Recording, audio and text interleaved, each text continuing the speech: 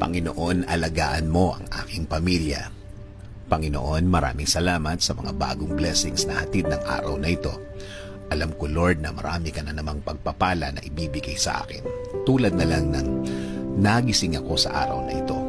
Ito pa lang, alam kong may plano ka pa para sa akin.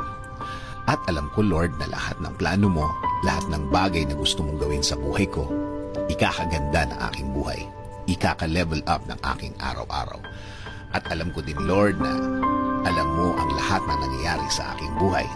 Alam ko din na bahagi ng blessings mo sa akin ay ang pag-aalaga mo sa akin, na gawin akong safe saan man ako mapunta at saan man ako andun.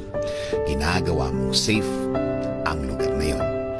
At alam ko, Lord, na since ikaw ang nanguna ng aking buhay, alam kong patuloy mo akong igagayin sa mga darating na araw at panahon. At sa lahat ng aking gagawin sa mga susunod na araw, linggo, at mga taon na darating sa aking buhay. Kaya ngayon, Lord, kasama po ng aking dasal na ito na alagaan at protektahan mo din ang aking pamilya, Lord. I-bless mo sila sa lahat ng kanilang gagawin at pupuntahan. Patuloy niyo silang i-guide at gagawing blessed kahit saan man sila mapunta.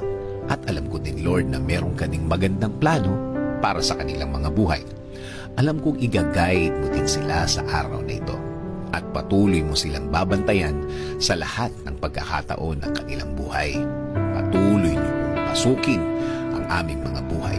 Patuloy niyo kaming bigyan ng direksyon sa lahat ng pagkakataon.